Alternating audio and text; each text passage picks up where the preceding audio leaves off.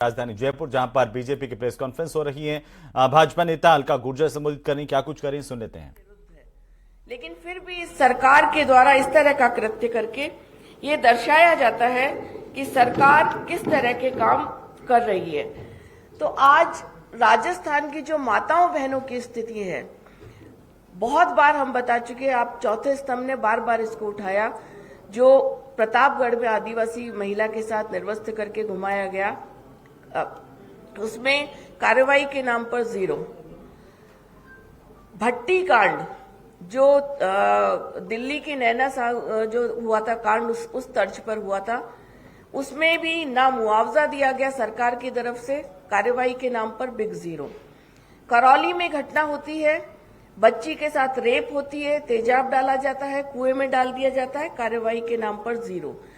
और अगर कार्रवाई हो रही है तो उस जगह हो रही है जहां इन्हें वोट मिलने की कुछ आसार नजर आ रहे हैं, या ये समाज को जाति में और वर्गों में बांटकर वोट बैंक की राजनीति करना चाहती है। हम लोग इस तरह की राजनीति की निंदा करते हैं और हर उस पीड़ित के साथ भारतीय जनता पार्टी परिवार खड़ा हुआ है।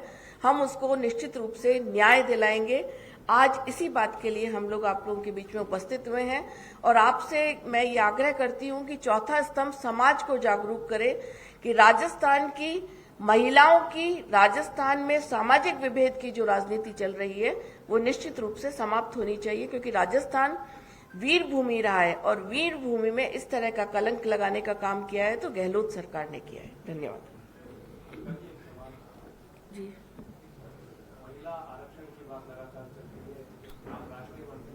जी,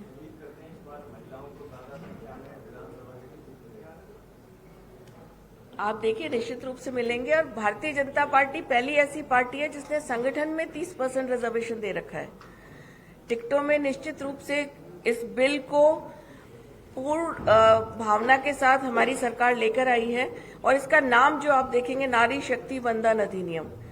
आधी आबादी को पॉलिसी मेकिंग में जगह देना, आधी आबादी को राज में भागीदारी करना, ये मोदी सरकार ही सोच सकती है और आप इसका परिणाम देखेंगे। देखिए, स्पेसिफिक किसी जिले की बात नहीं है, लेकिन महिलाओं का प्रतिनिधित्व बढ़ेगा। जी, आप मुख्यमंत्री पे और राजस्थान की सरकार पे आरोप लगाए, आपने बहुत सारी बातें कही, लेकिन मुख्यमंत्री आज जीटो के सम्मेलन जो जयपुर के अंदर हो रहा है उसमें गए और मुख्यमंत्री ने कहा है कि 5 साल में जीडीपी 6 लाख करोड़ रुपए तक बढ़ी है और इस साल के अंत तक जीडीपी राजस्थान की बढ़ के 15 लाख करोड़ हो जाएगी। देखिए, ये थोथे आंकड़े वो कहां से लाते हैं? पहले 10 में भी नहीं है, पहले 10 में भी राजस्थान नहीं है। राजस्थान की स्थिति ये हो गई है कि अब जो सरकार आएगी उसके लिए बड़ी मुश्किल हो जाएगा बजटीय प्रावधान करना। कर्ज की जो सीमा होती है उस वहां तक ये कर्ज ले चुके हैं और अब प्राइवेट बैंकर्स से कर्ज ले रहे हैं। स्थिति ये है कि जो कोऑपरेटिव सेक्टर या ऑटोनॉमस सेक्टर्स हैं उनसे ऋण लेकर वो ये उन्हें मजबूर कर रहे हैं कि वो आगे ऋण लें। तो पूरी कहा जाए आर्थिक जो ताना बाना है राजस्थान का, ये पूरी तौर पर ध्वस्त कर चुकी है ये सरकार। और आने वाली सरकार के लिए निश्चित रूप से सबसे पहला काम इस चुनौती को स्वीकार करना होगा। इन्हें पता है ये तो आ नहीं रहे हैं, इसलिए ये रेवड़ियां भी बांट रहे हैं, घोषणाएं भी कर रहे हैं और जो चाहते हैं वो बोल रहे हैं। बोलने से किसी को कोई नहीं रोक सकता।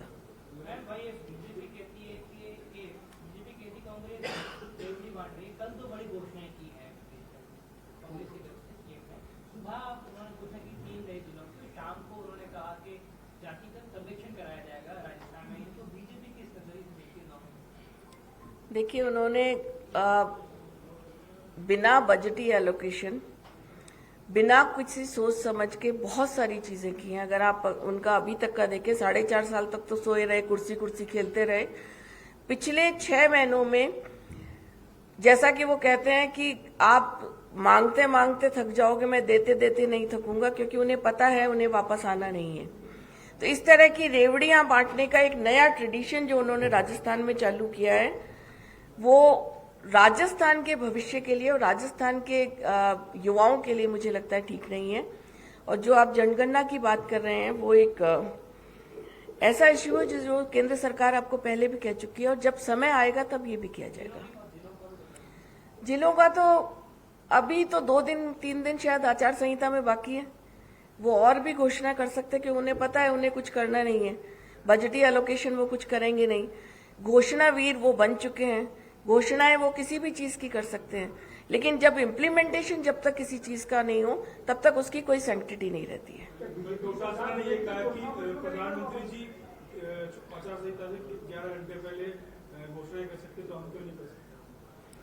प्रधानमंत्री जी जो करते हैं उस काम को करने की गारंटी भी देते हैं, और अभी तक जो कहा या जो नहीं कहा वो हर वर्ग के लिए, वंचित को वरीयता, सामाजिक सद्भाव, सबका साथ सबका विकास और देश का परचम विश्व में लहराने का काम किया है तो माननीय मोदी जी ने किया है। घोषणा करना और घोषणा को इम्प्लीमेंट करना दो चीजें होती हैं। इम्प्लीमेंटेशन इनकी डिक्शनरी में नहीं है, घोषणा इनकी डिक्शनरी में है। बीजेपी सरकार बनेगी, जिले जो बन रहे हैं उनको क्या वापस रिव्यू करेगी? देखिए, ये सरकार आएगी, उसके बाद वो सरकार सक्षम नेतृत्व डिसाइड करेगा। उसके बारे में मैं आपसे कुछ नहीं कह सकती। चलिए, बहुत बहुत धन्यवाद आप सभी का।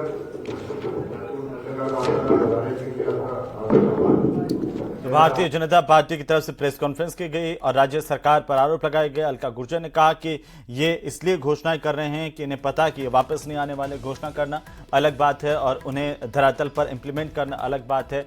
बिना बजटीय एलोकेशन के जिलों को गठित करने का ऐलान करने पर भी सवाल बीजेपी की तरफ से उठाए गए हैं।